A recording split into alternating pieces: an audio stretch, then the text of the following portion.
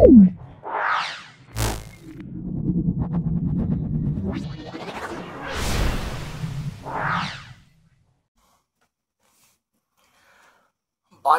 Government high school.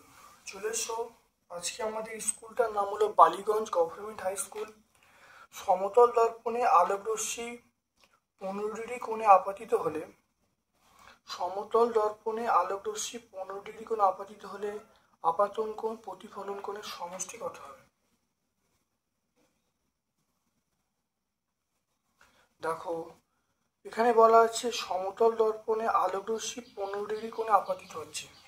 15 degree কোণে আপতিত হওয়ার অর্থ হলো, দেখে নাও, ধরো একটা আলোকরশ্মি আসছে,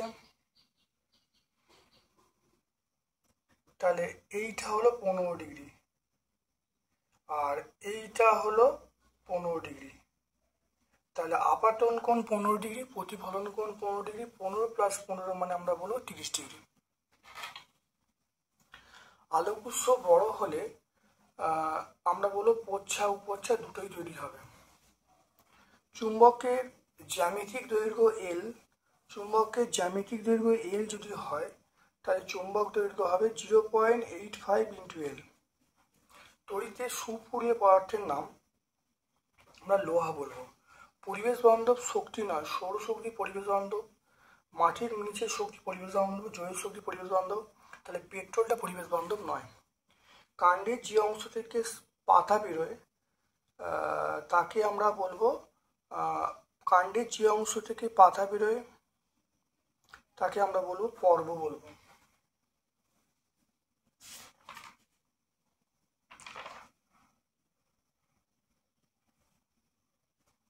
দেখে নাও, তার কাণ্ডের যে জায়গা থেকে শাখা প্রশাখা বেরোয় তাকে আমরা পর্ব বলবো।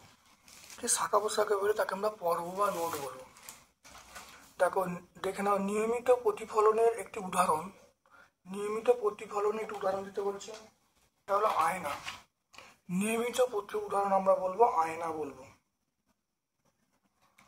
ইলেকট্রিক বাল্বের ফিলামেন্ট কি নিয়ে তৈরি হয়? টাংস্টেন।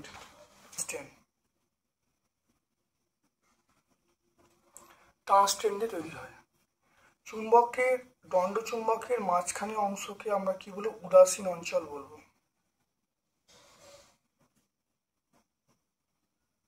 উদাসীন অঞ্চল। ফুলের যে অংশটি ফলে পরিণত হয়, ফুলের যে অংশটি ফলে পরিণত হয়,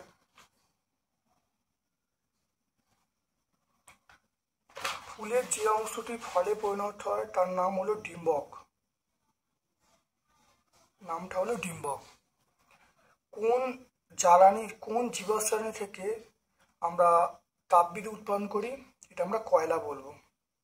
কয়লা থেকে আমরা তাপবিদ্যুৎ উৎপন্ন, কয়লা। এরপর চলে এসো 3 দাগের প্রশ্নে, সুচিত্র ক্যামেরা বস্তুর উল্টো প্রতীক গঠন করে, এর দ্বারা কি প্রমাণ হয়? সুচিত্র ক্যামেরা বস্তুর উল্টো প্রতীক গঠন করে, এর দ্বারা কি প্রমাণ হয়? এর দ্বারা প্রমাণ হয় আলো সরলরেখায় চলে। তাহলে কি প্রমাণ হয়? এটা আলো সরলরেখায় চলে। তাহলে প্রমাণ হয় আলো সরলরেখায় চলে। আলো সরলরেখায় চলে। সমতল দর্পণে তুমি 100 সেমি দূরে দাঁড়িয়ে আছো। সমতল দর্পণে তুমি 100 সেমি দূরে দাঁড়িয়ে আছো, তোমার থেকে প্রতিবিম্ব দূরত্ব কত? তাহলে তোমার থেকে প্রতিবিম্ব দূরত্ব হবে 100 প্লাস 100। 100 প্লাস 100 মানে আমরা কত বলবো? 200 সেন্টিমিটার। তাহলে অ্যান্সার হবে 200 সেন্টিমিটার। তারপরে প্রশ্ন চলে এসো, চুম্বক অক্ষ কাকে বলে? চুম্বক অক্ষ, চুম্বকের উত্তর মেরু দক্ষিণ মেরু যোগ করে যে সরলরেখা পাওয়া যায় তাকে আমরা চুম্বক অক্ষ বলবো। চুম্বকের শক্তি কিভাবে বাড়ানো যায়? এটা আমরা টেক্সট বই 42 পেজে পাবো। চুম্বকের শক্তি কিভাবে বাড়ানো যায়? দেখো, প্রবাহমাত্রা বাড়ালে চুম্বকের শক্তি বাড়াবে, পাক সংখ্যা বাড়ালে বাড়াবে। তারপর দেখে নাও, বৈদ্যুতিক বর্তনী নিরাপত্তার জন্য কি ব্যবহার করা হয়? ঠিক বর্তনী নিরাপত্তার জন্য আমরা ফিউজ তার ব্যবহার করি। ফিউজ তার ব্যবহার করি। একটি বাল্ব, একটি ব্যাটারি, একটি সুইচ, কিছুটা তার, একটা বর্তনী আঁকতে বলছে।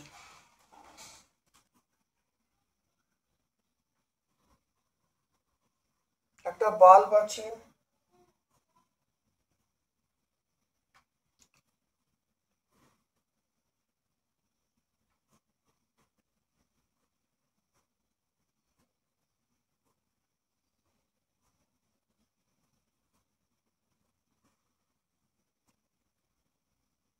তাহলে এইটা আমরা বলবো বাল্ব বলবো, এটা আমরা ব্যাটারি বলবো, এটা সুইচ বলবো, আর এটা আমরা তার বলবো। তাহলে এখানে এটা বাল্ব, এটা ব্যাটারি, এটা সুইচ, আর এটা হলো তার।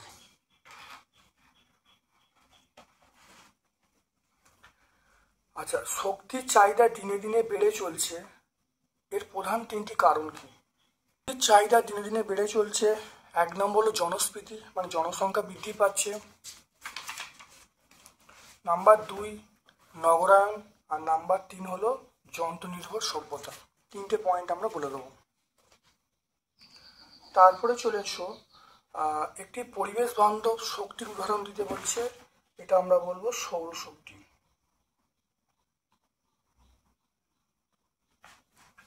পুকুরে বা নদীতে মাছ কিভাবে দেহের জলের পরিমাণ স্বাভাবিক রাখে? পুকুরে দেখো মাছ কি করে, নদীতে মাছ কি করে, দুটো পয়েন্ট আমরা বললেই কিন্তু উত্তর পেয়ে যাব। তারপর দেখো একটি আদর্শ ফুলের বিভিন্ন অংশ চিহ্নিত চিত্র আঁকতে বলছে। একটা আদর্শ ফুলের বিভিন্ন অংশ একটা চিহ্নিত চিত্র আঁকতে হবে, এই ছবিটা এঁকে দেবে, আঁকলে কিন্তু হয়ে যাবে। দেখে নাও, এই ছবিটা তোমরা এঁকে দেবে, আদর্শ ফুলের বিভিন্ন অংশ চিহ্নিত চিত্র।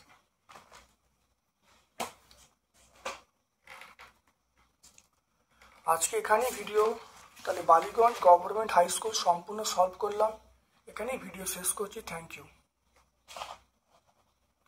বালিগঞ্জ গভর্নমেন্ট হাই স্কুল শেষ করলাম, আমার পক্ষ থেকে সকলকে ধন্যবাদ জানাচ্ছি। Thank you.